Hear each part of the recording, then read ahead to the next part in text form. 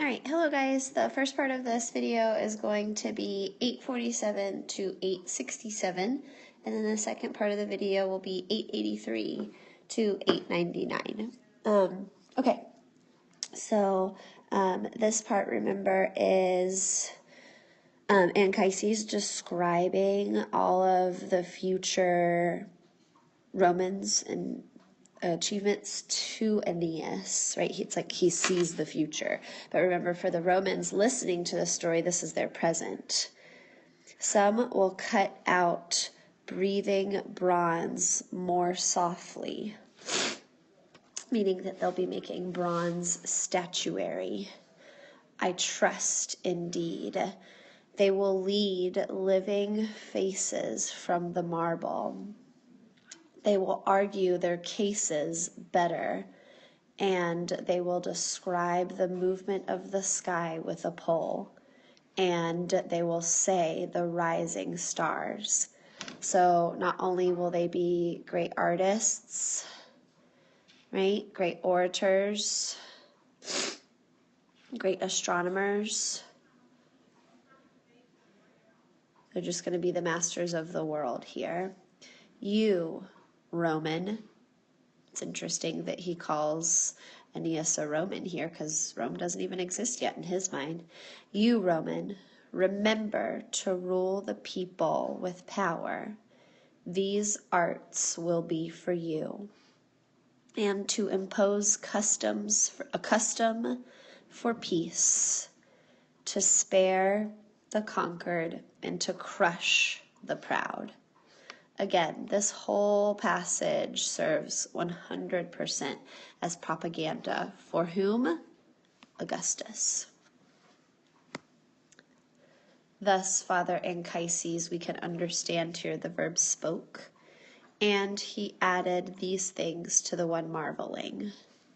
Look, as the dignified Marcellus marches or goes forward with the best spoils. Let me just explain spolia opima to you for a second, because it's actually a pretty specific thing. Okay, spolia opima are it's the greatest military honor that anybody can receive. The first person to win the spolia opima is Romulus. The second person to win the spolia opima is Cossus in the Republic, early Republic. The third person is this guy, Marcellus. This is not the Marcellus of the Augustan family that we talked about yesterday. This is the Marcellus who's the hero of the Second Punic War. And when you win the spolia optima, you dedicate it to the gods in the temple to Quirinus, and it's a really big deal. So at this point in history, only 3 people had been bestowed this honor. Okay, and as a victor towers over all men. This one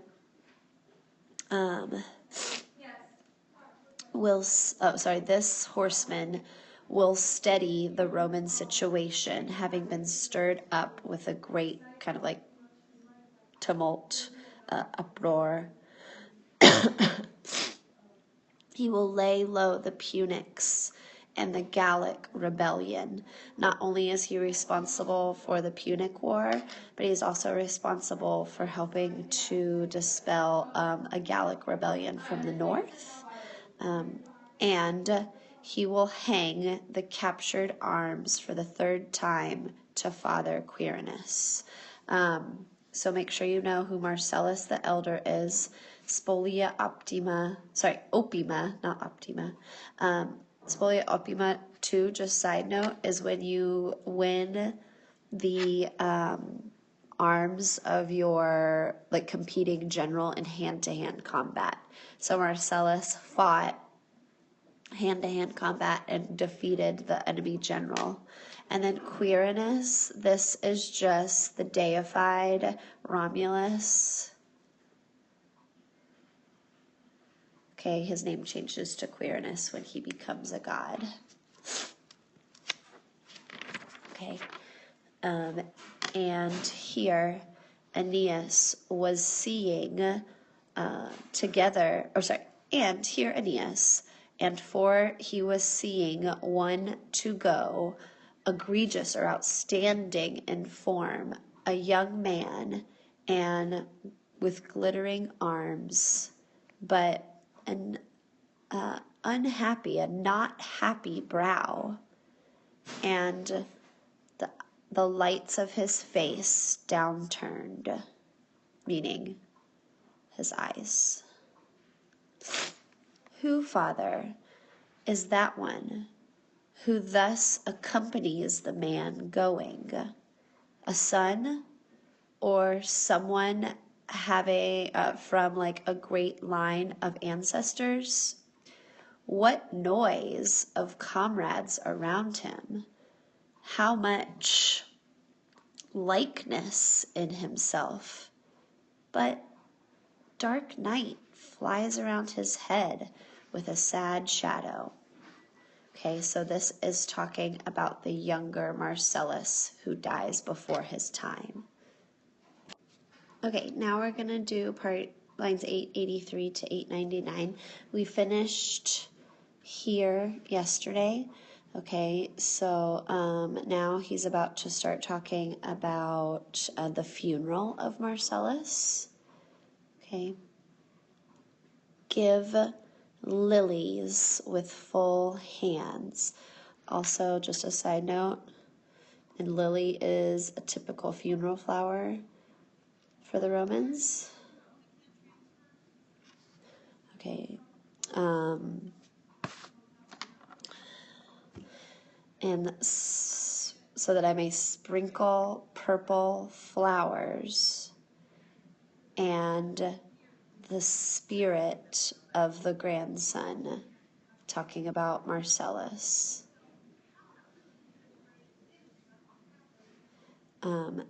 At least may I heap up with these gifts and perform an empty funeral.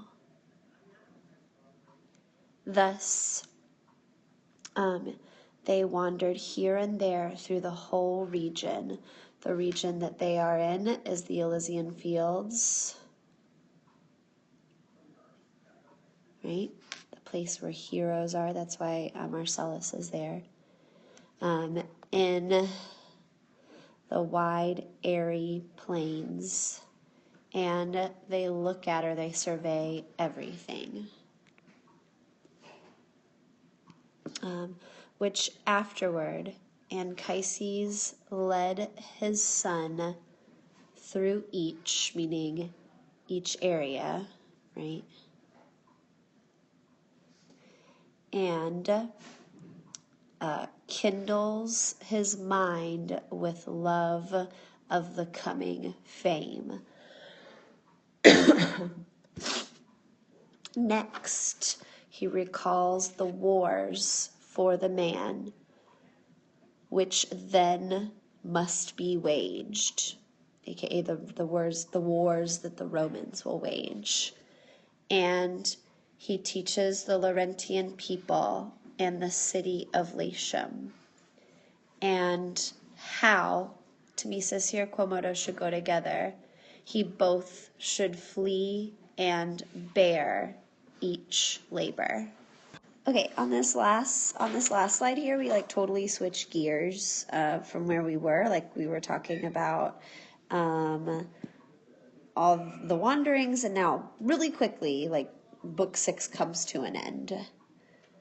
And when you leave the underworld, you don't just come in the way you came. You have to go out like the exit, and there are 2 ways to exit the underworld.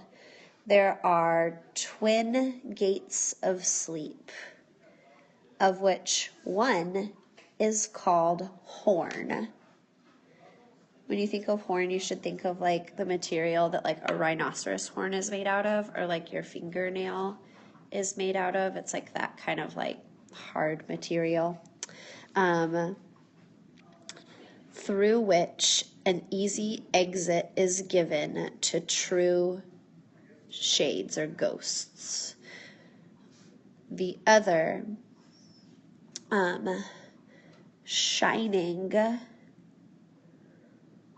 with, what are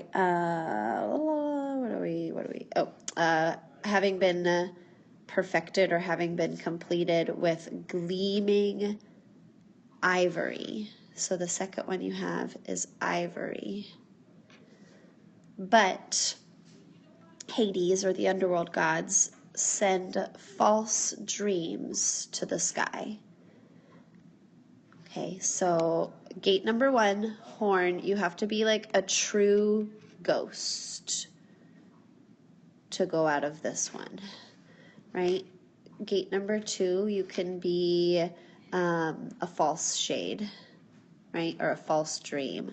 Aeneas and the Sibyl would be in this category because they are not really dead people, right? With these words, there then, Anchises follows his son and the Sibyl together, and he sends them out of the ivory gate. That one, meaning Aeneas, cuts the way to the ships and revisits his comrades. I like how he wraps up book 6 literally in one line, not even its own sentence. It's just one line. He's like, and he goes back to his people. Sorry. Ugh, gross, sick. I probably should have paused the video just then, but I didn't. I'm sorry. Okay, so now you are finished with book 6. Okay, so make sure you have all of your translations together, and if there's something you don't have, please see me ASAP. All right, prepare for your book 6 test. Good luck. Bonam fortunam.